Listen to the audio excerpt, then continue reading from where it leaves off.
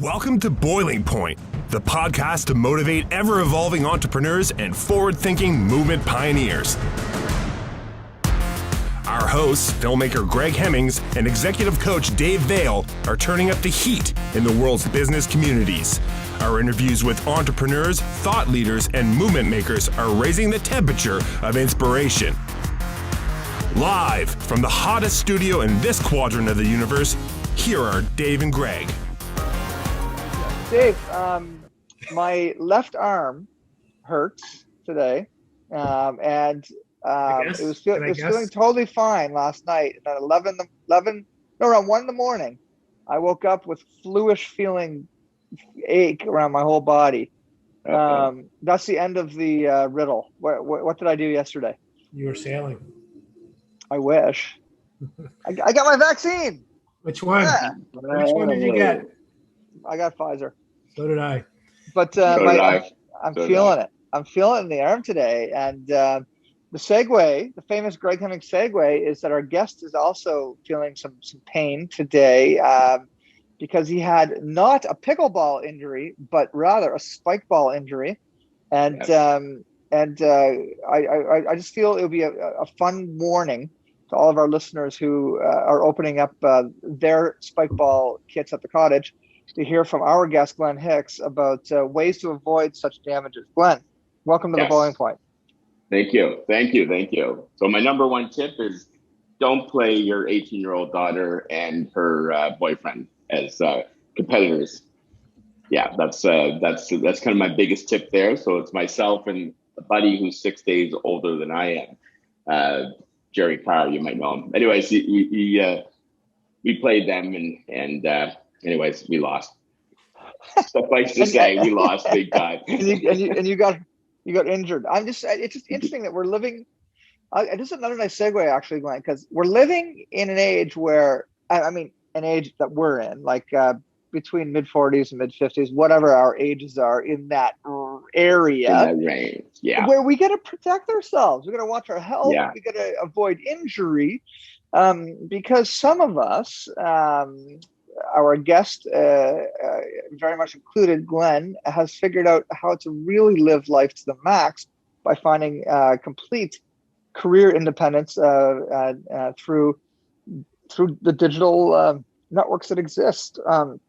Glenn, if you were constantly hurting yourself, actually maybe being a digital independent would actually be valuable there too. I'm not too sure, but I want to talk to you about digital independence. But first of all, before we get introduce yourself. Let's talk about. Yeah, one question. Go ahead, Dave. I have to know, what is Spikeball? I have no idea. So Spikeball, it's the kind of latest craze. It's a little trampoline net, like a little netting. It's probably about 2.5 feet wide, circular, and you have a little ball. And if you remember, as kids, we played Foursquare. You play the four. It's like Foursquare amped up for today. It's like a little ball and you spike it. You have to hit the trampoline, get it to the opponent, and then they have to get it to your partner. And it kind of goes back and forth like that. And it tends to go wild. The ball kind of goes wild. And that's when you start, stupidly lunging for the ball, leaving the earth, coming back to the earth flat, landing on your elbow. Hearing ribs crack and pop. That's sort of what happened. I don't know if that's a complete feature of Spikeball, but that was my experience. Well, it sounds appropriate by the name Spikeball. Yeah. It sounds dangerous. I'm just so glad I didn't just fall down the steps. Like that's, that's more of a 53-year-old kind of rib injury. It's just tripping over my feet and falling down the steps. So at least it was Spikeball. It sounds cool. Good to know. That's a good description. And it sounds like an interesting game. Like it another is. game that I like coin, or was that the washer toss or whatever? What's that other game? Oh yeah. It's like horseshoes, but it's with a little there's all these games I've just had no familiarity with. So anyways, Go Gator. Do Go Gator. That one we did win. Go Gator. So it's a little bucket with a slot in it and 2 frisbees, and it's like horseshoes, but it's with frisbees. And you got to your partner sends it to you, and then you got to jam it down into this little bucket. I played it. It's so fun Yeah, and hard it and is fun. it's difficult. Yeah. You know what? Again, yet another good segue. The very fact, Glenn, that you know about these games and have the time and the open space Right. to be able to figure out all these new and old games tells me that you figured something out about your 9 to 5 work schedule. That you've been able to create a life for yourself where Spikeball can even exist. But we I still need to did. know who you are I did. and All who right. U Station is. I see the big U behind you. I Yes, know, I and got Dave knows what U Brandon. Station is, but we do have listeners all over the place. In fact, who really should come to New Brunswick and set themselves down here for a bit and work at U Station. But let's start there. Who is Glen Take Hicks? it. Well, so who's Glen Hicks? Well, start off, I'm a digital independent. So that's what I am. And you may ask, well, what the heck's a digital independent? And because you won't be able to Google it yet. I mean, you can Google it, but you won't find much yet. You will find a lot about digital nomads. And I say digital nomad is someone that's, pretty portable, living a freedom lifestyle, kind of working when they want, where they want. Um, and they make their livelihood over the internet. That's kind of like a digital nomad. There's a couple of things about the digital nomads. They typically trend younger, although there are some older digital nomads, but they typically in their 20s and 30s. They usually go to exotic places like Thailand and others, and they usually live in either out of a backpack, a suitcase, or a bus. So, when I sat back and looked at my situation, I said, well, and maybe I should back up even further. I had spent 27-ish years as a corporate IT executive for the phone company, starting with MBTEL here, and went through multiple mergers and acquisitions and the like, until finally Bell bought us and became part of a really, really, really big company, and got to a point where, for me to do the work I love, I would have had to move to Toronto or Montreal, and that just wasn't of interest to me. So I worked myself out a job and found myself at 48 with Freedom 48. So not needing a job, but really having to work. Like, I got to do something. My golf game sucks, and I'm not really interested in improving it. So I needed to contribute professionally. So that's kind of where I became a digital independent. Had a lot of offers or options to get another kind of job locally. Like, there's a number of CIO roles and IT roles here locally within Atlantic, and it just didn't really interest me to kind of go back to that traditional, I'll say 9 to 5, but it's more like 8 to 8 kind of a life, traditional corporate life. So that's when I decided to do something different, and where digital independence was born. So just back on digital nomad and difference. I have a couple houses and we have lots of stuff here. So I can't really pick up and go to Thailand. I have a family. So really didn't fit the nomad things. I don't really rock a Speedo on the beach. So it just wasn't that didn't quite capture what I was about. But digital independence is really about independence first. And then the way you make your professional impact, the way I connect globally with colleagues, and the way that I manage finances is through the internet, digitally. So that's kind of the two pieces. So it's really independence first, and then digital is the tool. So Awesome. that's a big, long introduction. No, it's good. It's really good. But Yeah, I've been doing it for the last 5 years. It's so funny because we were just in an interview with a gentleman, Steve. And Glenn, Steve. David Alston probably connected you guys. Steve Anderson. Yes, I do. Yes. Yeah. So we just interviewed him. So Okay. last week, if you listened last week, whenever yours is published, you'll be able to hear Steve's interview. And he's a great definition of the nomad, the digital nomad. And Right. It's so cool that that you've been able to differentiate, because it's so true. Just a quick injection. I've been blessed to be able to travel a lot of this beautiful earth and country everywhere, and I got a lot of that out I don't want to say system, but in my 20s and 30s, I saw the world. And I'm at the stage right now where I'm on the St. John River, Kennebec River. I don't want to go anywhere else. I'm just liking this, but I love the concept of being independent from having to be tied to a geography. So, and it's probably a certain type of brain that needs that. It's a freedom brain. Like, even though you're still going to work to bricks and mortar every day, probably at U Station, or many days if you want. Okay, no. Some days. You could, though. You certainly could. I could, though. Absolutely. Yeah, it's there for you. So it's not like you've got a need to you don't have itchy feet, but you want to have choice to go to work or not. Exactly. Yeah. That's and awesome. when I work, sometimes it's 3:00 in the morning. Sometimes it's I'm feeling 1:00 in the afternoon. I'm going to jump on the Sea-Doo and go Sea-Doo for the afternoon. Like, that would have been unheard of in my past life, because I had to go to the office. I had to, I had responsibilities. I was employed by somebody. I had a big job, all that kind of stuff. Say good morning to my men at 8:00 in the morning and say goodbye to nobody at 8:00 at night. And so it was that kind of life, and you felt guilty if you stepped out of the office for an hour or so, right? Or even and as silly as it sounds, even to go make my daughter's practice or volleyball game or something like that. Like those, that's the kind of psyche that sort of that traditional 9 to 5 mentality, especially with larger, medium to larger size organization. But it's not, smaller organizations aren't immune to that. There's a lot of management culture, traditional culture that, you got to be in the office. Now that's being, thrown about with COVID, which is great. I think it's starting to attack some of those things. But even with COVID and working from home, the attitude still exists. That culture can still exist, and which is keeping people on Zoom calls all day long, which is exhausting. These companies that are starting up that do monitoring, like employee monitoring, see how many keystrokes, like are you at your computer? Brutal. Greg, it's some of these things actually look around the room to see if you have an Xbox and if there's anybody there. Are you locking up your?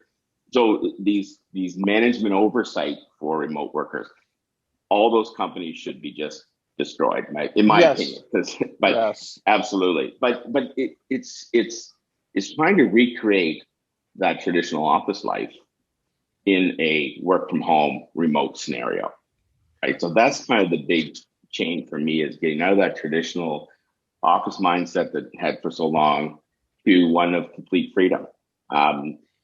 And there's a whole bunch of things that come with it. I don't get Sunday scaries anymore. So I don't know, most of you know what Sunday scaries are, but I love to get rid of mine. I tell you, you're right. Because there's it's always exciting to show up at work on Monday. Like, it's not a bad thing, but Sunday afternoon, it's like, why is it already Sunday afternoon?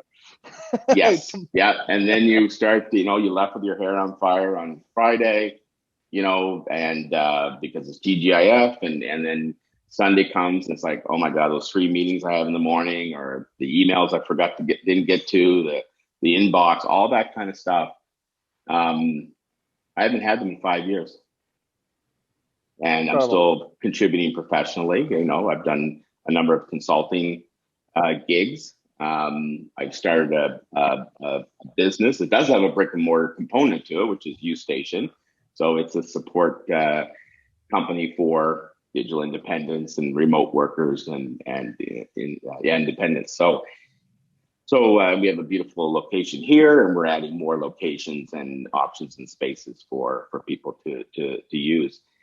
But that goes away. But then again, so does that Friday elation of the weekends here. Like, because Saturday can just be, when you have ultimate freedom, like, you don't have to be somewhere, you don't have to report to someone. It also, okay, well, Friday night. Friday night, it's no different than Thursday night. So there's things that you need to get used to in the transition. And having too much freedom, especially if you're kind of a type A personality that wants to have impact, wants to get stuff done, the opportunities could be endless. So you do need to provide yourself with some structure. And some people need a lot of structure. Like, I do need a place to go every day, and that's okay. What I've found is I'm loving this freedom life. I've been able to spend time with my kids that I never did when I was in a traditional job. I've been, volunteer parent for multiple days at Trigo and zip lining here, Timber Top, and been able to make all my daughter's 3 o'clock games, which I never did before. So that was really special time that if I was in a traditional job, I would have never got to experience. So that's why I've been wiped the grin off my face in 5 years now. It's I'm listening, and it's funny because I like you really can appreciate what you have in terms of digital independence now, and I like that term. And because we were in our last conversation, it was funny because Steve was talking about being in Thailand, right? And and I was thinking, and I was saying, well, that sounds wonderful. I'm tethered here by family, but yet we have a virtual business, right? And I kind of like you, Greg. I don't know. I kind of enjoying this stage, and I don't feel like in a big need and panic to go anywhere. But and we have a very fortunate lifestyle and all that kind of stuff. But I mean, to have lived that other, ironically, my brother and I set up, and we just talked about it after, kind of after it happened. But we both became entrepreneurs and set up businesses. And a big driver was that we wanted to be more available to we wanted to be fathers and more available to our families. And because we had a different experience of getting to know my father, great guy, he's become one of my best friends. But I didn't really know him until I was 16 years old, because he was busy, doing what he felt was important. He was building a law practice, and he was working hard, and he didn't have any of the benefits of the technology now, but he did make it home for dinner and then back to work. You know what I mean? Yeah. And yeah, I do. And missed a ton of stuff, I'm sure. And it was like, and not for lack of love or anything. It's just that was culturally kind of what was expected. So, yes. It's so nice to hear, you kind of have this renaissance and this, and you can imagine how it feels, because I haven't lived the other side of that, except I experienced it, as a child maybe, but you actually kind of had that tension, that guilt about, geez, where should I be right now? I'm being paid. I should be showing up at the office, but I really want to be with my family and my kids, or watching a volleyball game or whatever. What an interesting transition for you. Well, and it gives me chills actually you saying the other side of that coin, David, because my sons now are 27, 22, and my baby girl is 18. And so 5 years ago, she would have been 13. And so now she's got her own vehicle, she's never around and things like that. But I think it's gone. That time now is gone. So if I had missed it, and thank goodness I didn't, our relationship is at a whole different level. And so it's really good to hear that kind of response. I'll tell you guys, this is my second renaissance in my career. So 19 years ago, I marked this by my daughter. I had a massive heart attack and almost died. And at the time, I had a pretty big job at Invitel at the time. I promoted pretty quick in my career, too quick probably. At 30, had a very big organization, and I was a raging workaholic. So it was really bad. Like if I had taken a couple hours on the weekend with my family, I remember the waves of guilt. That's how bad it was. Like it was a sickness, and it caught up with me big time. So at 34, I found myself on the wrong side of the set of paddles, and really the only thing that saved me was I happened to be in Toronto at the time, and they were pushing TPA, which is a liquid, which is kind of a clot buster drug that really saved my life. I had a massive clot in my what they call the widowmaker, but the left anterior descendant. So if you know anything about the heart muscle, it's the main artery. And so that was a clarifying moment, to say the least. Yeah, no kidding. Because when I was coming back from and I think it's important to the overall story here is that, and why the second renaissance is, you know, it was very clarifying because when I was coming back from the brink, and it was complete darkness and silence, and as I was coming back, I remembered very vividly why I came in, and the only thing I thought about was my two boys and my wife. That's the only thing that mattered. And it wasn't the meeting I had the next day with a deal that was going sideways during my March break. Wasn't that didn't concern me at all. It was that, and I said I'm not leaving them without a father and husband. So I fought, and then eventually, you know, I wake up to a episode of ER with a guy on top of me and paddles and people all around and lights and bells and whistles going on. So it was very clarifying, and that reset, that was like a reboot in how I did the work. So, you know, I had a choice to make. The company was extremely good. They, you know, flew the company plane to get us, and you know, take the time you need to recover. You know, we need you, but we need you back healthy. So they're very good, and I really had a choice. Do I take a different job, like a smaller job, or do I kind of continue in the path I was on? And what I decided was that this stress was more about me, and this sickness of work was more about me, not the job. And no matter what I was doing, I could still be in the same spot.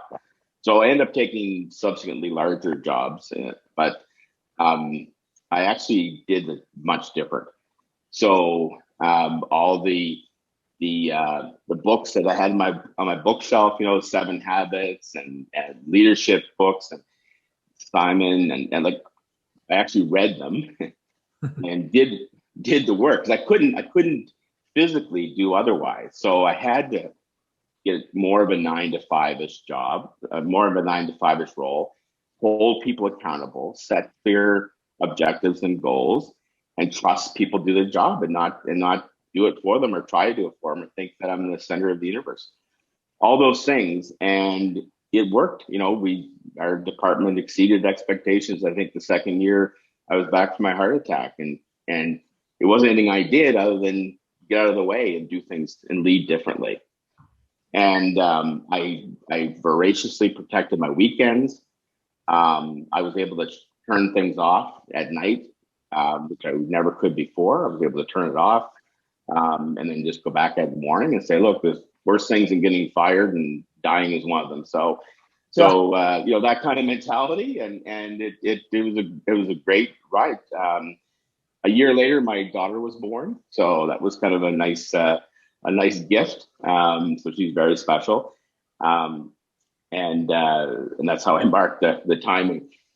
So yeah, so once, you know, I would say probably the last year or two, I was starting to get back into some old habits, forming some old habits, and, you know, different environment and change and things like that. So that contributed to this fact that says, now's the time to leave, and let's not get back into that kind of situation. So that's where I went completely different, you know, another choice to make. And I chose to, you know, I was blessed to be able to be set up, you know, to be able to do that. Not everyone is in that situation, but, you know, there's some good luck and good management in there as well. You know, we paid off our mortgage and we were debt free, and my wife's a teacher and still has a traditional job. So those things contributed to the choice, of course. But I probably added years onto my life because of this choice. And even if I didn't, the time I've spent the last 5 years and the new relationships I've made globally through being a digital independent, like, you know, your world gets kind of, you think it's big. I know all these people in telecom, and you think it's so big and vast, and then you step outside of that, and the people I know locally here now and globally that have nothing to do with telecom or nothing to do with IT, It's incredible. And I try to do it all the time, is reconnect with people, through LinkedIn. People get on LinkedIn for me. Hey, you look interesting.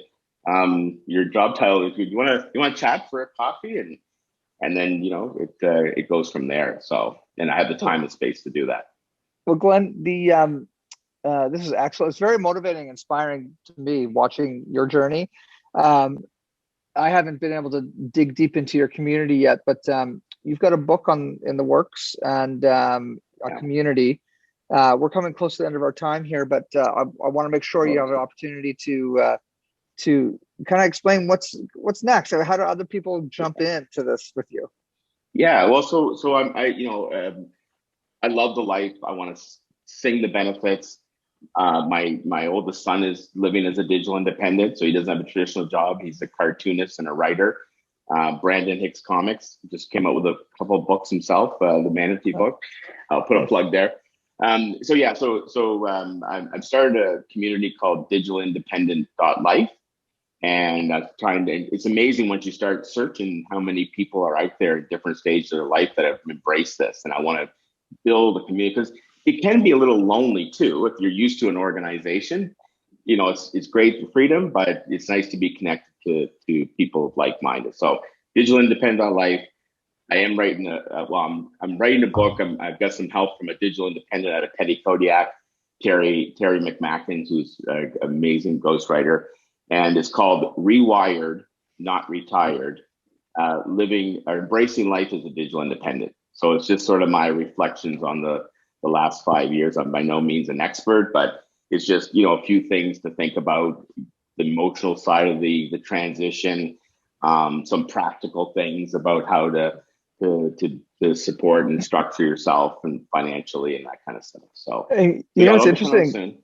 What's interesting, Glen, Glen gave me the honor of reading a draft, and I read it on an airplane heading to Cuba, and when I came back from that trip, reading your book, we went straight to quarantine, because we left to Cuba before there was a pandemic and came back to a pandemic. So that's kind of neat. And I really enjoyed reading it, Glen. So for everybody who is listening, make sure that you tap into what Glen's doing, and be ready to buy that book once it's ready, and jump into the community. Dave, do you have any closing?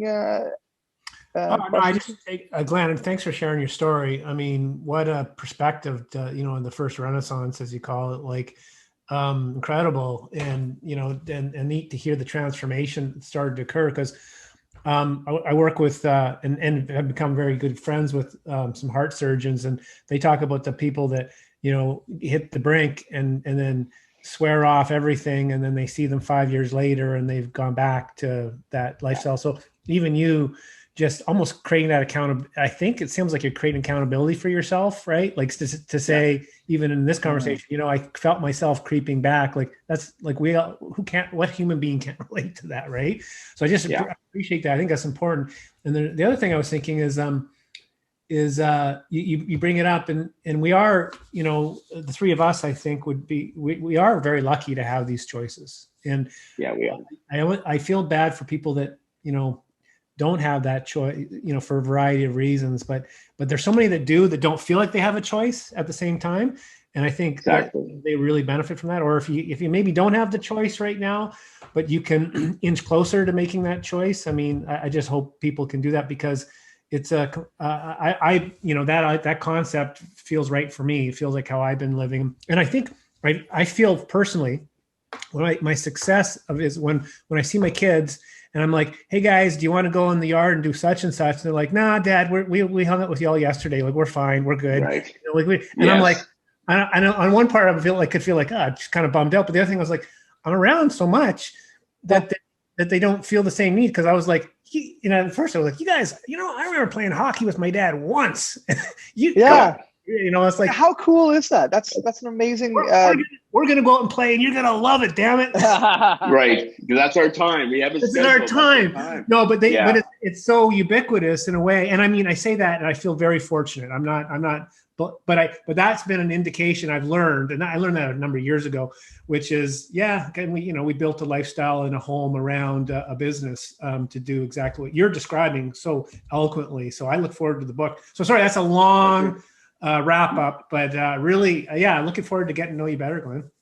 Oh yeah, same here, David. And I'll put a plug in. I did have an executive coach a number of years ago. It was a great relationship. Unfortunately, he passed too early. That's not to say anything to executive coaches, but Keith Thompson was his name, and amazing man, and it really helped me a lot through that transition and process. So it's definitely a great service. For sure. So I appreciate the plug. Thank you so much. Yeah. So let's do we know how people can reach you and find you and learn about you? Yeah. So LinkedIn, Glen Hicks on LinkedIn. I love LinkedIn. I'm not a Twitter or Facebook fan. God, I do the gram. We're the same person. Like, this is incredible. Too much negativity.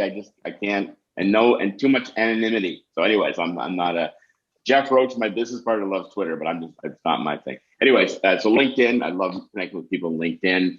I'm on it a lot. And digitalindependent.life. I will say it's under construction. It's evolving. So, but it's there. So, and there's some about my stories and other people's stories on it. And then ustation.ca if you want to learn a little bit about a company we're building to support digital independent lifestyle. So that's how you can find me. Nice. Glenn, rock and roll, man. Thanks for everything that you do, Glenn, and looking forward to you cranking your Sea-Doo across my waterfront here one of these days. Is that you? Oh, yeah. Like I see yes. Like guys now, and it's cold. No, that's not just me. go. No, I put the little, we bought a little Bayliner last year, bow rider, so I put that in this time of year, maybe another month. Come visit. You know where my mooring is. Come visit. Those guys are out this early in the season. Are pain in the ass because my kids. Why can't we kill them? Like, I'm not. Because you will die if you fall off in that cold water. It is silly. Okay, guys, have a great one. And thanks, Glenn, for inspiring, man. That's awesome. All right, thanks, guys. Thanks for checking out this episode of Boiling Point. Remember to rate and subscribe to us on iTunes and follow us on Twitter @BoilingPointPod. To see more from Dave Vale, check out leadershipunleashed.ca or visioncoachinginc.com, and on Twitter @Dave_Vale. And to catch up with Greg, visit hemmingshouse.com and @Greg Hemmings on Twitter. Thanks for listening, and remember, keep that pot boiling.